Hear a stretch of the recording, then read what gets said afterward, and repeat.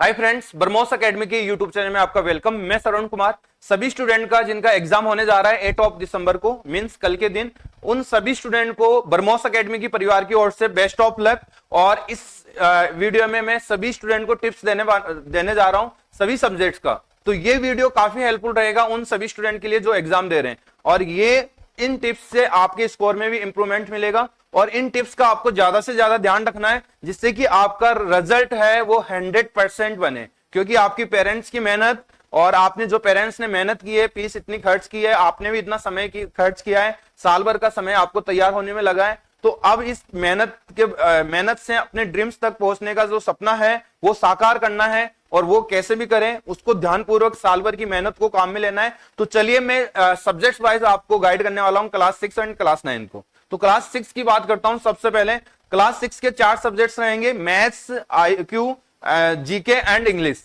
English आपका subject रहेगा वो क्वालिफाई नेचर का रहेगा। इसमें ज्यादा आपको फोकस नहीं करना है, क्वालिफाई जितने मार्क्स आपको लाना है, मींस आपको 30 तक मार्क्स को तो करेक्ट करना है, बाकी आप अपने जल्दी जल्दी इस पेपर को अटेम्प्ट करके फ्री करना है। सबसे पहले जो आप जीके के पेपर को अटेम्प्ट करोगे, जीके के पेपर में आपको विशेष बातों का ध्यान रखना है। जीके में ऐसे कंफ्यूजन आएंगे आपके, जैसे कि आपको पूछा जाएगा कि इनमें से कौन सा फोक डांस नहीं है।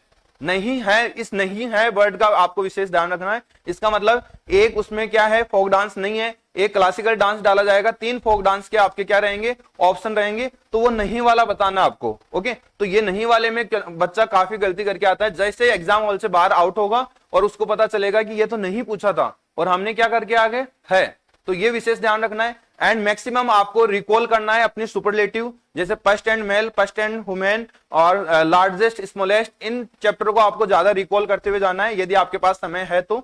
ओके, और इन चैप्टर से आपके मैक्सिमम क्वेश्चंस बनेंगे, और ऑप्शन को ज्यादा से ज्यादा आप अच्छे से फोकस करिए, क्योंकि जीके में ऐसे क्वेश्चंस भी है जहां ऑप्शन से भी आप उसका सॉल्यूशन निकाल सकते हो। कैसे क्वेश्चंस है, जैसे कि राजस्थान में कोई चीज पूछी जा रही है कि ये कौन से स्टेट में है, तो कुछ स्टेट ऐसे हैं कि आपको ऑलरेडी पता है कि उनमें होता ही नहीं है। जैसे कि कौन से स्टेट में सबसे ज्यादा चाय होती है, अब चाय होती है तो चाय वाला स्टेट राजस्थान तो नहीं है, वो ऑलरेडी कैंसिल हो जाएगा। जैसे कि आ गया और स्टेट आ गया, मान लीजिए वेस्ट बंगाल, अब उस स्टेट में चाय होती है तो वो ऑप्शन हो सकता है, लेकिन ज्यादा है कम है उसका अभी हमको पता नहीं है। ओके, तो ऐसे ऑप्शन आपको हटाना है जिसमें चाय होती नहीं है। जैसे आपका मान लीजिए जम्मू कश्मीर आ गया, राजस्थान आ गया, तो ये 2 ऑप्शन ऑलरेडी कैंसिल हो गया। अब आप 2 ऑप्शन पे पहुंच गए जहां 50-50% आपका चांस रहेगा राइट होने का और रॉन्ग होने का। ओके, तो ऑप्शन को काटने का ज्यादा से ज्यादा सोचे कि ज्यादा से ज्यादा वो ऑप्शन हटा दीजिए जो आपका नहीं है। ऐसा करने से क्या होगा, आप जो अनुमानित ऑप्शन लगा के भी आओगे, तो मैं 100% बोलता हूं उसके 10 क्वेश्चन भी ऐसा करोगे तो 5 से 7 आपका सही होगा। हो सकते हैं कि 10 के 10 ही आपके लक के अनुसार सही हो जाए, लेकिन आप बिना ऑप्शन देखे, बिना क्वेश्चन को समझे आप डायरेक्ट उनको फिल करके आ रहे हो हमारे को, कोई फायदा नहीं है। तो ये जीके की स्पेशल टिप्स थी। मींस आपको ऑप्शन की कटिंग करना है, जिसमें आपको देखना है ये ऑप्शन कभी पॉसिबल ही नहीं है, इस स्टेट में ऐसा है ही नहीं। एंड मैंने बोला था कि नहीं है उस ऑप्शन पे ध्यान देना है ओके, उस पर भी ध्यान देना है, नहीं है हाँ पे आपको विशेष ध्यान देना है। सेकेंड सब्जेक्ट की ओर चलते हैं हम, रीजनिंग, जो काफी ज्यादा बच्चे गलती करते हैं। रीजनिंग क्या है, एक ऐसा सब्जेक्ट है जो अलग अलग बच्चों के IQ लेवल से अलग अलग ऑप्शंस देखने को मिलता है, और वो सेम से ऑप्शन वहां एग्जाम में मैच करेगा। तो ऐसा नहीं है कि आपके जो आपका लॉजिक है वही उसका करेक्ट हो, उसका एक 100% एक लॉजिक निकल के आता है वही करेक्ट माना जाएगा। ऐसे बहुत सारे लॉजिक है, अलग अलग तरीके से सोचने से अलग अलग तरीकों से आंसर मिलता है ऑप्शन में। ओके, तो ऐसा नहीं करना है, आपको IQ लेवल से ही IQ जैसी बातें ही सोचना है, उसके अकॉर्डिंग आपको आंसर रखना है। ओके, जैसे आपका मान लीजिए ऑड आउट है। ओके, ऑड आउट में क्या होता है, 3 सेम होता है, एक आपका डिफरेंस होता है। तो 3 सेम है, आपके 2 में सेम लग रहा है, 2 में नहीं लग रहा, ऐसा नहीं होता है। 3 में सेम लगेगा, एक में बिल्कुल सेम वैसा लॉजिक उसमें नहीं लगेगा, वही उसका करेक्ट होगा। ऑड आउट आप फाइंड कर रहे हो। ओके, तो इस चीज का आपको ध्यान रखना है। रीजनिंग में एक से ज्यादा ऑप्शन आपको देखने को मिलेगा, लेकिन 100% उसी ऑप्शन पे वर्क करना है जो पूरे सभी ऑप्शंस में लॉजिक फॉलो कर रहा है। ओके, एंड दूसरा सिटिंग अरेंजमेंट है। सिटिंग अरेंजमेंट का डिपेंड करता है कि आपका स्टेटमेंट बेस्ड क्वेश्चन है। अब स्टेटमेंट आपका 10 लाइन का आ गया तो 10 लाइन रीड करके आप गलत ना करें। आप उसमें क्या करिए, एक बार रीड करने से आपका यदि सिटिंग बिठाया जा रहा है तो आप बिठा के उसका आंसर निकाल लीजिए, यदि नहीं हो रहा है तो आप उसको बड़ा सर्किल करके स्किप कर दीजिए, ताकि लास्ट टाइम आपके पास ज्यादा बचेगा। क्यों बचेगा? क्योंकि आप डिफिकल्ट क्वेश्चनों में अपना टाइम को कंज्यूम नहीं कर रहे हैं। ओके, टाइम को कंज्यूम नहीं करोगे तो आपके पास समय ज्यादा निकल के आएगा। ओके, तो फिर उस दौरान आपको, यदि आप पहले से ओमार फिल कर दिया तो आपके पास ओमार भरने में जगह नहीं है। ओके, और उसके साथ काटा पीटी करोगे तो वैसे रहोगे। ओके, एक ऑप्शन, एक क्वेश्चन का एक ही ऑप्शन आप फिल कर सकते हो ओमार के अंदर। तो वैसे क्वेश्चनों को आप टाइम रहते हुए, आपको पता चला कि मैंने 1 आवर्स एंड 30 मिनट्स में पूरा पेपर कंप्लीट कर लिया। अब मेरे बचे हुए क्वेश्चन है 30, मान लीजिए रीजनिंग में 5 क्वेश्चन बच गए, मैथ्स में 5 बच गए, उसमें 10 बच गए, इस प्रकार के क्वेश्चन बचते हैं। तो उनको फिर से रिकॉल करो। अब आपके पास 50-50 टाइम बच गया और 50% का टाइम उन क्वेश्चनों के लिए बचा है जो आपने स्किप किया है। अब वो स्किप किया तो उसमें अलग अलग लॉजिक लगाते हुए उनमें ज्यादा से ज्यादा पॉसिबिलिटी लाए कि वो ज्यादा से ज्यादा सही रहे। और ज्यादा से ज्यादा सही कैसे बनेंगे बेटा? अलग अलग प्रकार के लॉजिक सोचोगे, अलग अलग प्रकार की आपने उस तरीके अपनाओगे, तभी जाके वो करेक्ट होगा। एक तरीका आपको बिल्कुल फॉलो करेगा, उन तरीकों से आपका स्कोर है वो लो से लेके अच्छा सब्जेक्ट का उसका स्कोर बनेगा। जैसे आपके मैथ्स में 40 आ रहे हैं तो 46-47 तक आप पहुंच जाओगे। ओके, हो सकता है 50 आउट ऑफ 50 भी पहुंच जाए, लेकिन ये पॉसिबिलिटी नहीं है। पेपर के ऊपर डिपेंड करेगा कि आपके आउट ऑफ ही बने। आप पेशेंस पूर्वक करोगे तो आउट ऑफ भी मिलेगा, लेकिन आपको प्रेशर वाइज नहीं करना है। ओके, आपको चिंतित होकर नहीं करना है मेरे आउट ऑफ ही आए, ऐसा कुछ नहीं है। आउट ऑफ आएगा तभी सिलेक्शन होगा, ऐसा कुछ भी नहीं है। आप तीनों सब्जेक्ट्स में अच्छा वेटेज बना रहे हो, जीके, मैथ्स एंड आईक्यू में। तो आईक्यू का मैंने बताया, सबसे पहले ऑड आउट पे आपको अच्छे से ध्यान रखना है। क्वेश्चंस को लॉजिक है वो तीनों, जैसे पूरे कंप्लीट लॉजिक उसमें लगना चाहिए, सभी ऑप्शंस में लगना चाहिए, वही उसका राइट आंसर माना जाएगा। सेकंड, सिटिंग अरेंजमेंट के एक स्टेटमेंट से आपका 3 से 5 क्वेश्चन उसी स्टेटमेंट से पूछा जाएगा, तो उसको केयरफुली से आपको पढ़ना है, नहीं तो 5 क्वेश्चन गलत हो जाएंगे। ओके, 5 क्वेश्चन गलत हो गए तो कितना स्कोर डाउन चला गया बेटा? 50 से डायरेक्ट 45 पे आ गए। तो ऐसा नहीं करना, उन 500 क्वेश्चनों को सेविंग में बचाना है, 500 क्वेश्चन को करेक्ट करना है। ओके, लास्ट में आपको 10 मिनट भी लग रही है तो कोई बात नहीं है, आपके पास 10 मिनट है अवेलेबल। ओके, तो 10 मिनट में बनाइए उसको क्वेश्चन को आराम से। तो ये रह गई आपकी रीजनिंग को लेके, ठीक है। अब थर्ड आ जाएगी मैथ्स। काफी बच्चे मैथ्स में गलत करके आते हैं, क्योंकि क्लास 6 में क्या होता है, पेपर इतना डिफिकल्ट आता नहीं है, क्योंकि according to questions, according to class, क्योंकि 200 क्वेश्चन है, अकॉर्डिंग टू टाइम देखा जाए तो 2 आवर्स 30 मिनट मिलती है। एक क्वेश्चन को बनाने के लिए एवरेज निकाले तो 40 से 45 सेकंड का टाइम मिल रहा है। तो पेपर हार्ड नहीं आएगा, आपका इजी आएगा। लेकिन इजी पेपर को भी बच्चा क्या करता है, इंटेलिजेंट बच्चा रॉन्ग करके आता है। रीजन क्या है? कॉन्फिडेंस। कॉन्फिडेंस तक सीमित हो जाता है, ओवर कॉन्फिडेंस। और कॉन्फिडेंस में क्या होता है, वो अंधा हो जाता है और उसको साल भर की मेहनत को खराब करके आ जाता है। बेटा इस चीज का ध्यान रखना है। इजी क्वेश्चंस आ रहे हैं तो उसमें कुछ ना कुछ लॉजिक और कुछ ना कुछ फैक्ट उसमें रहता है, तो उसको ध्यानपूर्वक पढ़ोगे और पीसफुल उसको रीड करोगे, तभी ही उस लॉजिक को आप पकड़ पाओगे, अदरवाइज आप रॉन्ग करके आओगे। ओके, सेकंड क्या करना है, रीड करना है। यदि आपको लैंग्वेज समझ में नहीं आ रही है तो उसके साथ हिंदी लैंग्वेज भी आएगी, उस हिंदी लैंग्वेज का ज्यादा से ज्यादा फायदा उठाएं। सिटिंग अरेंजमेंट में फायदा मिलेगा हिंदी लैंग्वेज का, ब्लड रिलेशन में फायदा मिलेगा, रीजनिंग के चैप्टर बता रहा हूं मैं, रैंकिंग में फायदा मिलेगा हिंदी लैंग्वेज का। ये क्लास 6 के लिए, क्लास 9th में आपकी रीजनिंग नहीं आती है, ध्यान रखना। क्लास 6 का बता रहा हूं, जो भी बता रहा हूं। क्लास 9 का इसके सेकंड बात करूंगा, सेकंड मैं पहले 6 का क्लियर कर लेता हूं। तो रीजनिंग का आप, रीजनिंग, मैथ्स एंड आपका जीके, इनमें हिंदी सब्जेक्ट्स का आपको फायदा उठाना है बेटा। चाहे आप इंग्लिश मीडियम से कितना भी हो, यदि आप हिंदी जानते हो अच्छे से, तो इंग्लिश में समझ में नहीं आ रहा आपको रीड करने से, तो उसको हिंदी पढ़िए। उसका हिंदी पढ़ने से आपके, मैं बता रहा हूं, 10 से 20 मार्क्स तो ऐसे इंप्रूव हो जाएगा। क्योंकि कुछ स्टेटमेंट ऐसे आते हैं जो इंग्लिश पढ़ने से आपको समझ में नहीं आता, क्योंकि एज इट कॉम्पिटिशन लैंग्वेज है बेटा। कॉम्पिटिशन लैंग्वेज में कैसे भी वर्ड आ सकते हैं, क्योंकि क्वेश्चन को बनाने के लिए कैसे भी वर्ड की ट्यूनिंग हो सकती है। तो ठीक है, मैं चल रहा था मैथ्स पे, और मैथ्स में सबसे पहले आपको बताया कि क्वेश्चनों को आपको अच्छे से पढ़ना है। कैलकुलेशन पे विशेष ध्यान रखना है। कैलकुलेशन में आप 1 टाइम बना रहे हो तो कैलकुलेशन को भी आप अच्छे से मल्टीप्लाई पे ध्यान रखें। कितनी कैरी आई, कितने आपने उससे जोड़ा, कितना नहीं जोड़ा, ये विशेष ध्यान रखना है। किसी ने एक कैरी भूल गया, देखा कि ऑप्शन ही रॉन्ग है, ऐसा नहीं है बेटा। कैलकुलेशन को फिर से रिपीट करो। यदि आपका क्वेश्चन गलत हो रहा है, आपको समझ में आ गया कि इसका लॉजिक यही रहेगा, तो 100% अब उसका एरर हुआ तो उसकी किस में हुआ है बेटा, कैलकुलेशन में एरर हुआ है, तो कैलकुलेशन का विशेष ध्यान दे। इसके बाद second, unit, area and perimeter का यदि क्वेश्चन आएगा तो यूनिट का कंफ्यूजन ज्यादा रहेगा। एरिया की यूनिट होती है बेटा स्क्वायर, मीटर है तो मीटर स्क्वायर में करके आना है, सेंटीमीटर है तो सेंटीमीटर स्क्वायर करके आना। लेकिन ऑप्शन दोनों ही अवेलेबल होगा ताकि बच्चा ज्यादा से ज्यादा एरर करे। ओके, सेंटीमीटर स्क्वायर है, मीटर स्क्वायर है, किलोमीटर स्क्वायर है, तो ये तो कंफ्यूजन ऑप्शन बन गया ना बेटा। और डाटा सेम है, जैसे 10 centimetre square, okay, 10 metre square, 10 kilometre square, all of these, okay, कुछ बच्चा ऑल ऑफ दीज भी करके आएगा क्योंकि सभी 10 10 नजर आ रहा है, लेकिन वो यूनिट पे फोकस नहीं कर रहा। तो आपको क्या करना है, केयरफुली यूनिट पे फोकस करना है। ओके, तो सेकंड यूनिट हो गई वॉल्यूम। वॉल्यूम की हम बात करें तो सबसे पहले वॉल्यूम की यूनिट होती है क्यूब। ओके, क्यूब मतलब सेंटीमीटर होगा तो सेंटीमीटर क्यूब होगा, मीटर होगा तो मीटर क्यूब होगा। थर्ड, ये बात को आपको ध्यान रखना है, मतलब एरिया एंड पेरीमीटर पर आपको यूनिट पे वर्क करना है।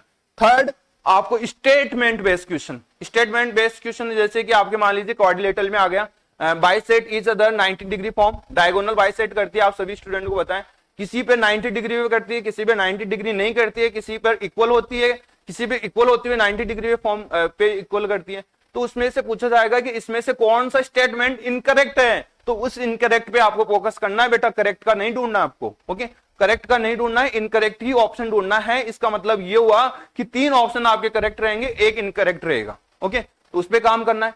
करेक्ट है तो करेक्ट है तो 3 उसमें क्या रहेंगे, इनकरेक्ट रहेगा, एक करेक्ट रहेगा, उस पे आपको देखना है। तो एक स्टेटमेंट क्वेश्चन आएंगे, आपको उसको केयरफुली पढ़ना है। और आपको स्टेटमेंट के क्वेश्चन कहां से कवर होंगे बेटा, उसकी प्रॉपर्टी एंड उसकी डेफिनेशन से कवर होंगे वो क्वेश्चन। ओके, तो उनपे आपको क्लियर पढ़ना है और ये आपका कहना है। और जो बड़ा क्वेश्चन आएगा, मेरा कहना यही है, मीन्स बड़ा क्वेश्चन आएगा उसको कोशिश करना वन टाइम में, यदि वो नहीं बन रहा है तो आप उस पे बड़ा रीमार्क करके पेपर में, ओमार में नहीं बेटा, पेपर में रीमार्क करके उसको स्किप कर दीजिए।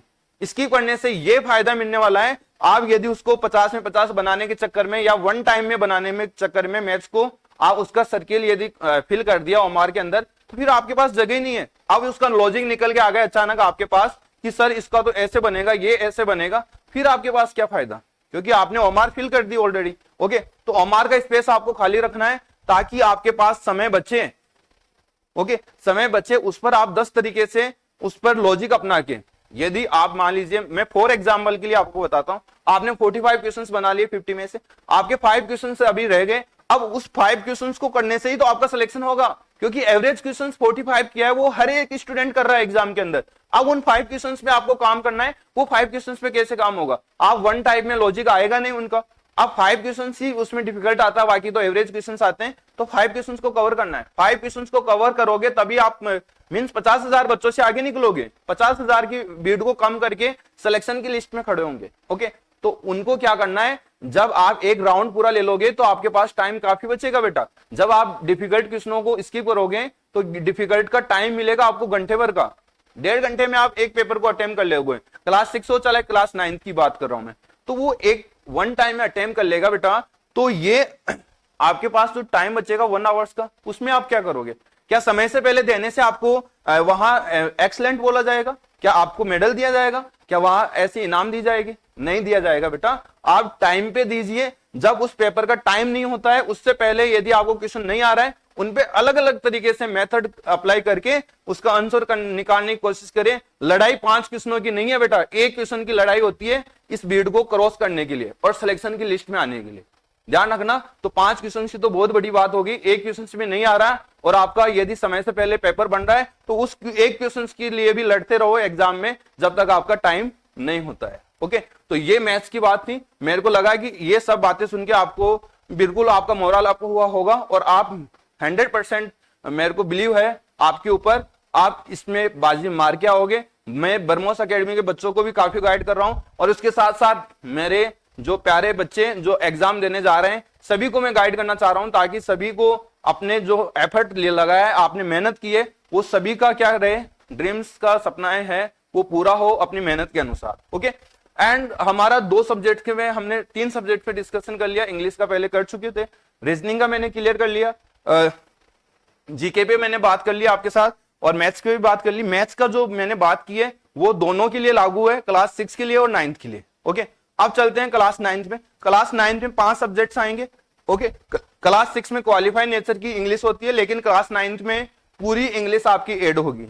50 की 50 क्वेश्चंस मेरिट में ऐड होगा। मींस कुल मिला के बात है कि 200 नंबर का पेपर आएगा तो 200 नंबर की ही मेरिट बनेगी। ओके, तो ध्यान रखना। अब हर एक क्वेश्चन 1 मार्क्स का, चाहे वो मैथ का आप डिफिकल्ट क्वेश्चंस को अटेम्प्ट कर लीजिए, चाहे हिंदी का, साइंस का एक इजी क्वेश्चंस को रीड करके अटेम्प्ट कर लीजिए। लेकिन ध्यान रखना मैथ्स में आपने ज्यादा टाइम खराब कर दिया है तो बाकी बेटा 200 क्वेश्चंस आप फट भी नहीं पाओगे, और उनमें से काफी क्वेश्चंस आपको आते हुए रहेंगे। जैसे हिंदी आपको लगभग आएगी, ओके, साइंस आपको आएगी, एसएसटी आएगी, तो ऐसे क्वेश्चनों को आपको क्या करना है, एक राउंड कंप्लीट लेना है बेटा। एक राउंड कंप्लीट ले लोगे और उसके बाद जो क्वेश्चन नहीं आ रहा है, आपने स्किप किया, उस पर बड़ा रिमार्क करते हुए चलिए, ताकि आप जो पेपर है वो 70 से 80% यदि आपका कवरिंग हो गया। आपको क्या होता है, जैसे आप पेपर अटेम्प्ट करते हो तो हर एक क्वेश्चन क्या करता है, माइंड में उसकी कमांड को रिकॉल करता रहता है कि मैंने ये क्वेश्चन पढ़ा था, उसका आंसर कब निकल के आ जाएगा उस 2.5 घंटे के अंदर। तो उसको होल्ड रखना है बेटा, उन स्किप किए हुए क्वेश्चन को क्या करना है, माइंड के अंदर होल्ड रखना है। वो अपने कमांड को तैयार कर रहा है, कब कहां से निकल के आ जाए पता नहीं। आपने 2 साल पहले वो क्वेश्चन पढ़ा होगा, वो उस टाइम पे निकल के आ जाएगा अचानक। ओके, फिर आपके पास से उस स्किप किए हुए क्वेश्चन का आंसर मिल गया और आपका स्कोर क्या हो गया बेटा, इंप्रूव हो गया। ओके, तो मेरे को लगा कि ये सारी चीजें आपको जान लेनी चाहिए थी, क्योंकि मेरा मकसद है आपकी ड्रीम्स तक पहुंचाने का। और यदि अभी भी आपको लगता है कि सर मेरे को डाउट है, मेरे को ये दिक्कत आ रही है, मैं घबरा रहा हूं, तो एक बात मैं क्लियर कर देता हूं बेटा, आप घबरा रहे हो, आप इस चीज को अच्छे से ध्यान रखना। आपके पेरेंट्स ने अकेडमी में आपको डाला है, घर पर आपके लिए स्ट्रगल किया है, कितनी फीस कमा के कितनी फीस पे की है। फीस का तो चलो ठीक है, समय के साथ उसका कोई फीस का कंपैरिजन नहीं होगा, लेकिन आपने दूर रहते हुए अपने फादर मदर से दूर रहे हो, ओके, प्यार प्रेम से दूर रहे हो, तो उसका हमको रिजल्ट चाहिए बेटा 100%। तो इस चीज का ध्यान रखें, पेरेंट्स को मेहनत, पेरेंट्स ने जो स्ट्रगल किए, आप दूर रहते हुए एकेडमी में पढ़े, घर पे पढ़े, कैसे भी किया, आपने बहुत ज्यादा स्ट्रगल किया है। इतनी उम्र में आप इतना ज्यादा स्ट्रगल किया है, तो इतना सा स्ट्रगल और कर लेना, उस सिलेक्शन लिस्ट में आ जाना। ओके, ये मेरा बेस्ट, मैं तो यही चाहूंगा कि सभी स्टूडेंटों ने अच्छी मेहनत की होगी, वहां घबराना बिल्कुल नहीं है। जो है वो सो हो गया, जो आपने मेहनत की है उसी का जो परिणाम आपको देखने को मिलेगा। ओके, वैसे आप तो मां सरस्वती का आशीर्वाद लेके जाना, सुबह की तरफ गुरुओं के चरण छू के जाना और पेरेंट्स से चरण छू के जाना, जो होगा वो अच्छा होगा। टेंशन नहीं लेना, टेंशन लेने से पहले एक चीज को क्लियर दिमाग में ले लेना कि साल भर की मेहनत है, इसको टेंशन लेके दोनों कंडीशन में खोने नहीं देंगे, इससे पाएंगे, इससे रिजल्ट पाएंगे। ओके, तो ये वीडियो आपको बहुत ही अच्छा लगा होगा। यदि अच्छा लगा है तो कमेंट बॉक्स में कमेंट जरूर करना, ताकि साथ साथ मेरा भी मोरल अप हो आपके साथ। आपका तो मैं आपको तो मोरल अप कर ही दूंगा मैं, और कर भी दिया। और तो फिर से ब्रह्मोस एकेडमी की तरफ से, मेरी तरफ से सभी को बेस्ट ऑफ लक, और आपका एग्जाम अच्छा हो और आपका जो सपना है वहां तक आप पहुंचे। मां सरस्वती का ये आशीर्वाद है। और चलिए, जय हिंद, जय भारत।